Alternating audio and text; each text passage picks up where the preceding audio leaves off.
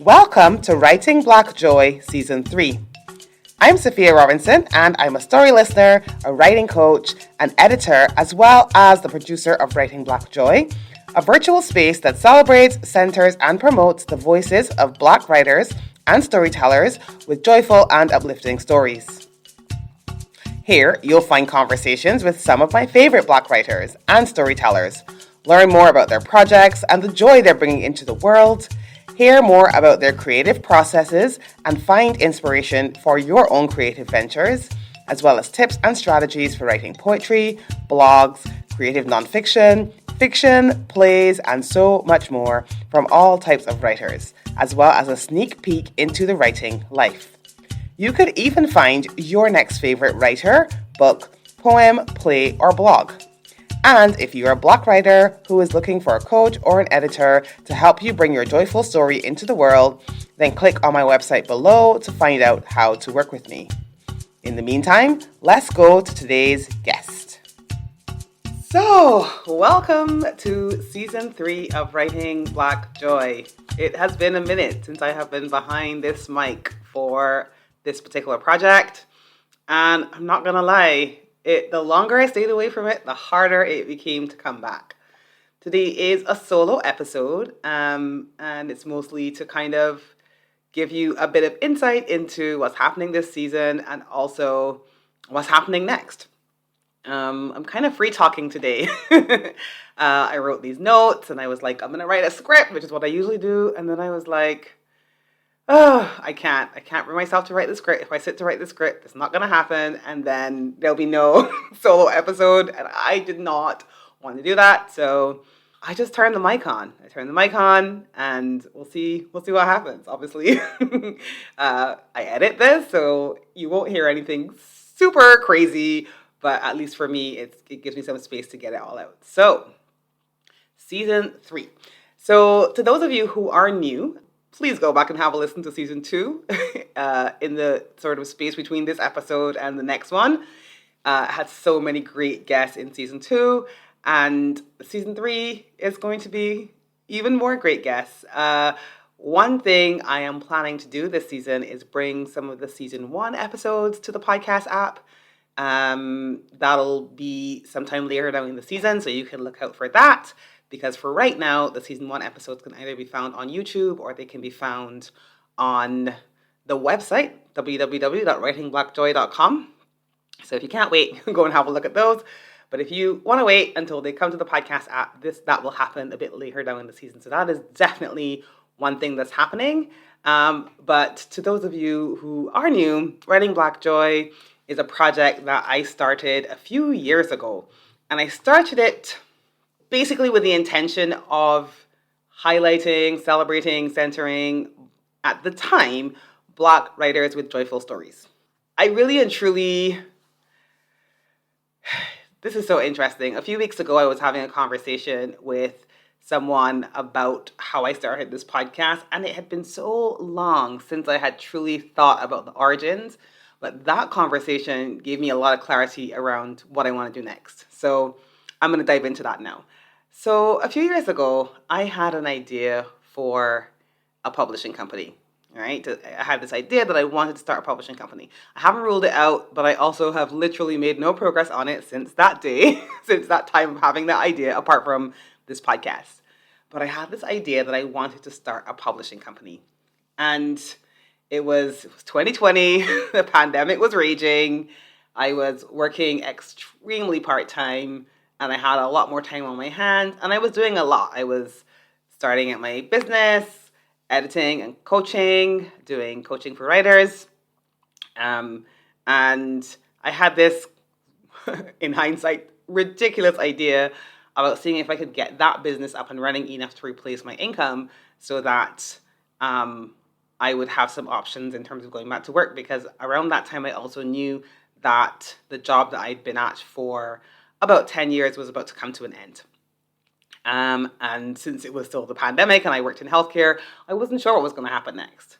So I wanted a backup, and I decided to go all in on my business. I created a quiz. I started booking more clients. I held a couple of group workshops and things. I did quite a lot around then.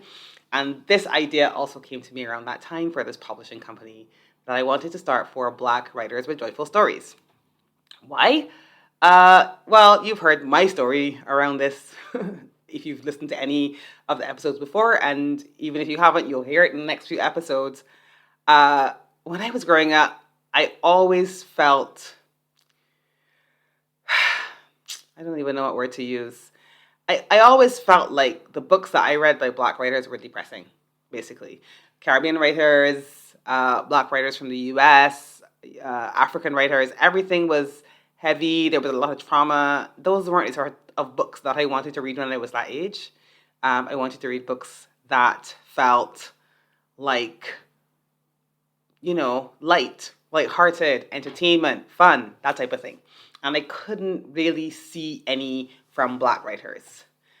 I could go into the types of books that I did end up reading. I always tell people my love for reading about girls at boarding schools in the UK is what brought me to the UK in the first place to study. And ironically, that's where I am right now. I am at the UK, working at university. So yeah, it has brought me back time and time again. But also, that's a separate story. But yeah, so I struggled with the books by Black writers.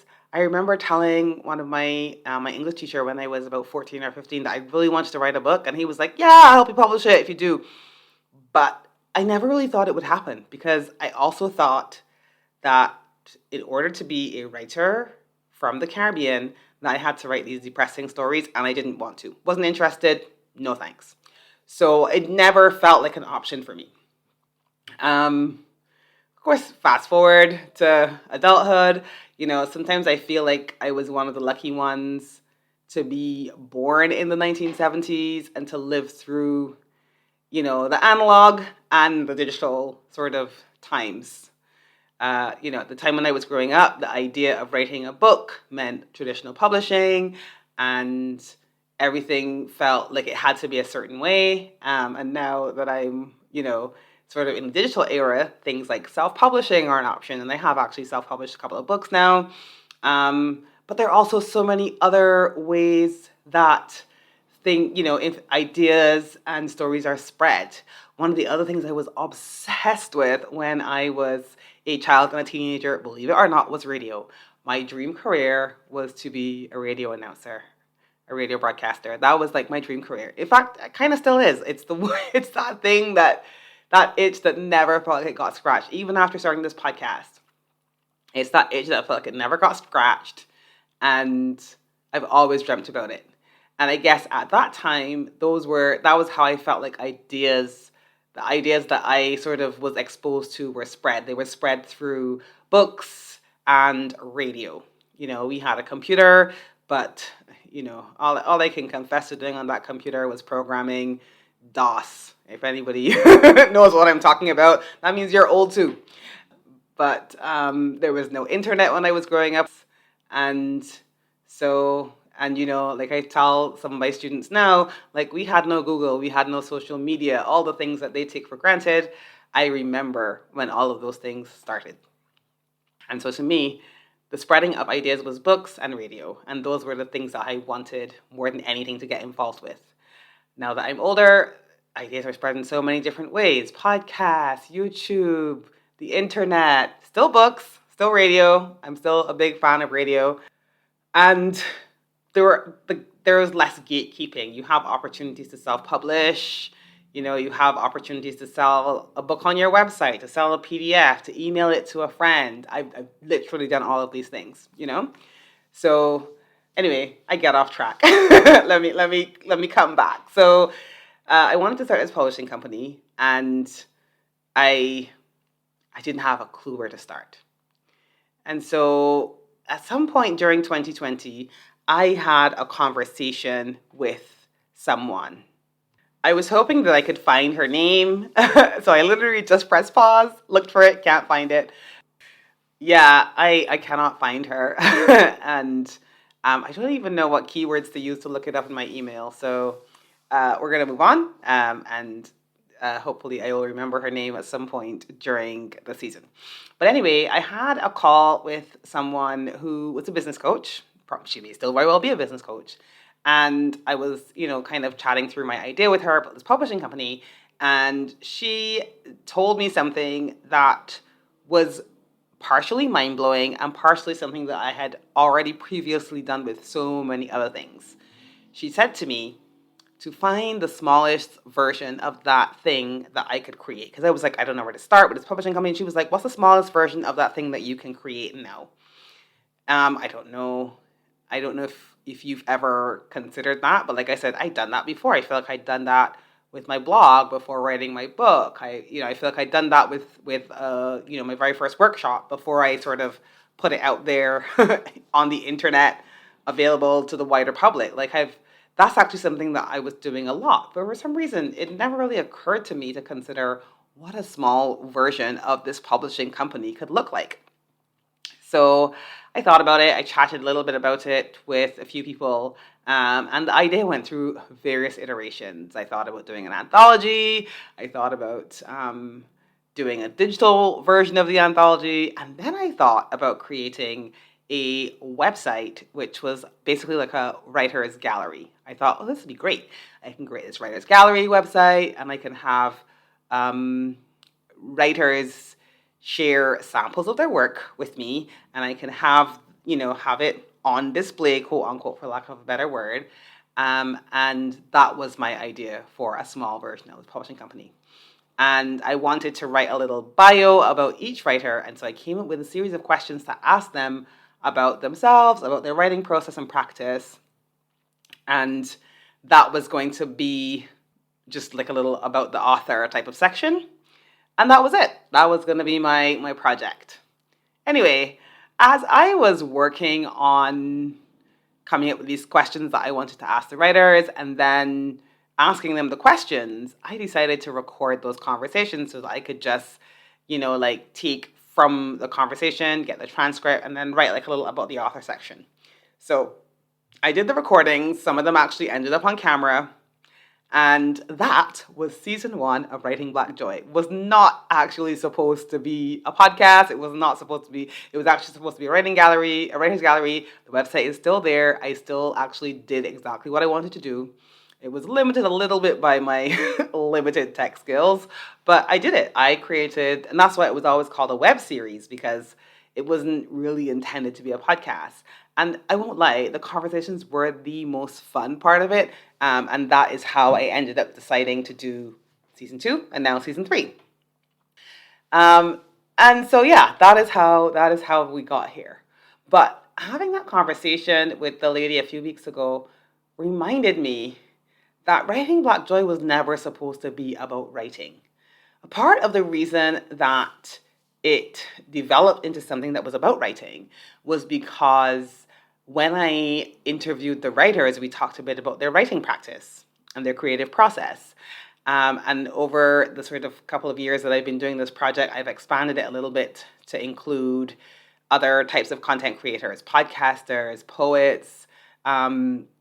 I've interviewed a couple of people who make videos. I have this season coming up. I have a comedian. I've had a documentarian. I've had a songwriter. I have people who have mediums that are not just the written word. And I wanted to include them because, as I said, I feel like as time has gone on, ideas spread in so many different ways. And so I really wanted to sort of expand it. I also wanted different types of writers, which I got. I've had fiction, nonfiction, novelists, bloggers, as I said, poets, playwrights, all kinds of different writers. And it doesn't necessarily have to be somebody who's published a book. And so, of course, by doing that, we talked about the creative process at large, and the sort of series expanded. But it's still true that Writing Black Joy was never really supposed to be about writing. It was really supposed to be about their work, the different topics that they were writing about. But also, there would always be, if you're interviewing a creative, you're going to talk a bit about creating, because that's, two creatives talking, you're going to get a bit nerdy. You're going to talk a little bit about creativity. That's to be expected. But the topic range is a lot wider than that. In season 2, I absolutely included somebody who is actually a couple of editors, and also had someone there, Dawn Michelle, who is among other things a literary agent. So she and I and the editors and I talked a lot about the writing process. But really and truly, when I started this, it was the main aim of it was to highlight people's work and kind of put it out into the world. And so I think this is where I personally made my mistake, because as I told you, around that time I was also starting my business. It was all, writing, coaching, editing, etc. And I kind of just the whole idea kind of rolled into one thing, and it became this podcast or this series that I think people really thought was about writing, because it kind of was, but for the most part it wasn't, because it was never supposed to be. And I think I then, I went wrong with the positioning. And that's on me, right?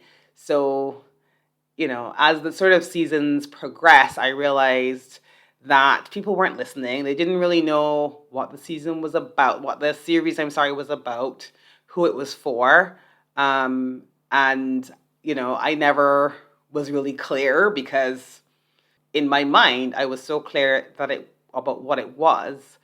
But on paper, it was something that was supposed to be about writing. And anybody who listens to even half an hour of the first episode is going to be very confused, because there's not a lot of writing talk, because, that was never really the point of it. And I really appreciate the clarity that I got from chatting with the lady a few weeks ago. Her name is Rosemary. She's also a podcaster, and she works with podcasters. I'm going to drop her information down in the show notes, because if you have a podcast, particularly for your business, she's a really good person to contact. But yeah, it was nice having a chat with her. She and I linked up through a podcasters group that I'm in. She's also a Bajan, so we had a big connection there, and we had a great conversation. And, one of the things she said to me, she was like, why don't you add some solo episodes? And, you have your writing expertise. You've published a couple of books. You can, talk a bit more about writing and publishing and whatever. And she said it, and I was like, that just sounds like the worst. Like, I literally have no interest in doing that. And I never wanted to start a podcast about writing. That was never my intention. I had a similar issue when I was writing my blog, especially when I started my business. The problem was I didn't want to write about writing. I don't want a podcast about writing.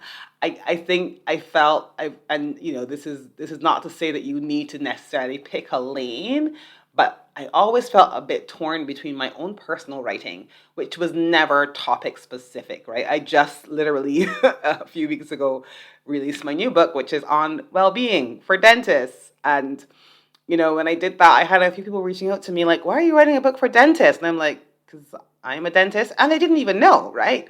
Like, there's so many different aspects of my life. My first book was about something entirely different. My second book was a romance novel. Like, I've always loved writing about different things, and I always felt torn a little bit between the idea of my personal writing, which I wanted to be able to do about absolutely anything I wanted, and this idea of running a business where things had to be focused around the thing the business was about. Because I write blog posts about writing. I still do to this day. Wrote one a couple of months ago. I'll drop a link in the show notes if you're interested in seeing it. But I also wanted the freedom to write about other things. And this podcast was absolutely not supposed to be focused on teaching people about the writing process, even though that's what it kind of started to morph into. Because I never got clear on it, I think that as a consequence, it didn't do what I wanted it to do. And I just spent so much time feeling disappointed about it, right? Disappointed about it. I questioned whether I should change the name. I went through so much in my mind about this podcast and what I should do with it, because it wasn't doing what I wanted it to do. And it was only a few weeks ago when I had that conversation with Rosemary that I realized that part of the reason is because I had created something that I loved, but then I hadn't been clear on what it was. And so now that I am clear that I don't want a podcast about writing, that I never wanted a podcast about writing, and that I still don't want a podcast about writing, I need to decide what I want it to be, and if what I want it to be is a podcast. Because as I said earlier in this episode, I was trying to create a writer's gallery, and the idea of creating a writer's gallery still really appeals to me. Yes, so yeah, I don't know what's coming next, but I do know that as for now, this is the final season of the Writing Black Joy podcast in this format. That is it. If I bring out another season of a podcast and it is called Writing Black Joy, which it very well may not be, it will not be in this format. It will not be aimed at writers, and it will just be something different. And so until I've figured out what that thing is, I will be taking an extended break, the length of which is not known. So there we have it. There is where it began, how it's changed as a podcast, and this season you may find is a little bit different. You'll realize as the series progressed, because I started recording this back in 2022 summer, and I've been recording episodes up to last week. And so what's happened with is that over that time, I have become more clear on what I wanted this podcast to be and not to be. And so what that meant is that the season itself has changed, and you will probably hear that, or you'll probably notice that from episode to episode, because I will not be releasing them in the order that I recorded them in. So some episodes will be different from others. They will all be about Black Joy. They will all be about people's work, and there will be some writing in there. And so I think if you're a writer, if you're creative, you will still get a lot out of it. If you're not, have a listen. You may really enjoy the conversations. We go all over the place with topics. I've loved this season. I've loved the guests that I've had. Like I said, I have a guy on there, Greg, who was like one of my dream podcast guests. He's a comedian.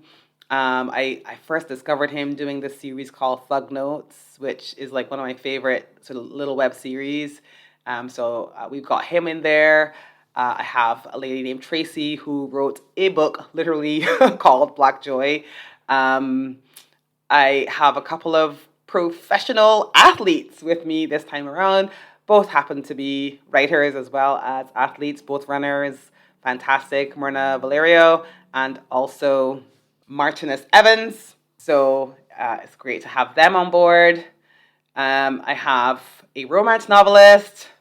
I've got some nonfiction writers. And then I also have a guest, Nakala, who is a coach who has created this awesome oral history series where she interviews Black elders in Seattle about their experiences of joy. So literally, again, whole gambit, lots of different creatives. We talk a lot about different creative processes, but we also talk about running. We talk about creating a project like Fine Wine that Nakala has created and the sort of the logistics behind doing that, right? We talk a lot about the sort of duality between joy and the other emotions that we face. I mean, there's just so many really awesome conversations, and to be honest, I thought about not running this season at all, but I cannot not share these awesome conversations that I've had, and so that is why I'm sitting down at the mic one last time, at least in this format, and I really, really hope that you are going to join me on this journey of season 3 of Writing Black Joy. Got some great guests, great conversations, and yeah, I love the other thing I realized that was making podcasting hard, that was making writing my newsletter hard, that was making blogging hard, is that I felt like I was missing the other side of the conversation. One of the things about me is that when I write, part of the reason that I love writing letters so much is because it is one half of a conversation waiting for the other half, right? And so for a long time, I've written with the hope of starting conversations, and I never felt like I got sort of the other half of the conversation. Sometimes I have people saying to me, "Oh my gosh, that was amazing," and I'm like, "Okay, but what did you think about it? Like, what's your idea about the idea? Like, thanks for telling me I'm amazing. I'm not saying don't tell me I'm amazing, but that wasn't what I was looking for." And so understanding that about myself also made me realize why I had spent so long, almost like I said, disappointed about how things were going, because I felt like I was trying to have these one-way conversations, just throwing information out into the ether, that never having anything come back to me. And so, yeah, so it's just for me about stepping back and trying to get clear, not just on what I want to create, but um, how I want to ensure that I create something that feels really good to me, right? I really do enjoy book writing. It's just something I sort of have learned from writing a few books now. I'll drop the links to my books in the comments if you if you're a dentist or you want to buy a book about well-being for your dentist. Like I said, the last one was on that topic. I think anybody in healthcare would find it useful. But I'm a dentist. I wrote it for dentists. That's just what happened. But yeah, I'll drop some links to the two books that are available in the show notes. But yeah, I realize I love writing books. I absolutely love writing letters. And so I want to find a way to do more of that. And yeah, I want to find a way to make this creative process feel more fulfilling for me personally, because it's not like I had gotten to the stage with a lot of my writing and also with this podcast where it felt very one way, and that's not what I wanted. That's just not what I want. People are different. There's some things that I create, that I write, that literally don't care if anybody reads it, don't read it, whatever. There are things that I've created just to put out there, and just the act of creating it was good enough for me. That is not true about this podcast. That's not true about my newsletter, and it's not really even true about my blog. So I'm stepping back from a few things in the format that they are in now, and trying to work on changing things around for the better, both for people who are consuming what I write, and for me as a creative. So the best thing for you to do is to jump on my mailing list. I'll put the link in the show notes, or just go to my website, sophiarobinson.com, click on the thing that says newsletter or mailing list and sign up for it, because the next way you'll be able to hear from me is through that. There's not going to be much of another way to hear from me aside from this podcast for the moment. So yeah, join my mailing list, but also join me for this ride. Subscribe to the podcast, leave a review, or a rating if you are. Sorry about the noise. There's a busy road outside my where I live. So yeah, leave a rating or a review. If you're an Apple user, it's taken me years of being not only a podcast listener, but a podcaster to realize that one of the few places you can leave reviews is actually Apple Podcasts. So leave a rating and a review if you are an Apple Podcast listener. And if you're not, drop me an email. Tell me how you're enjoying it, what you're enjoying about it, what you're not enjoying about it. If you want to criticize it, just write the email and don't press send. We don't need any hate mail around here. But I love conversations. That's really and truly at the heart of what I wanted to start here, and I really hope that I'm able to do that. So that's Writing Black Joy. Season 3 is here. We're doing it one more time, and I hope you enjoy it as much as I did. Until next episode, which will be next week, I send you big love from by the sea. Thank you for joining us today. You can find out more about our guests in the notes below, and don't forget to hit subscribe to our channel so that you don't miss new episodes when they drop. And if this has inspired you to get your own writing project into the world, click on my website below and learn how you can work with me as a writing coach or an editor. Until next time, I send you big love from a small island.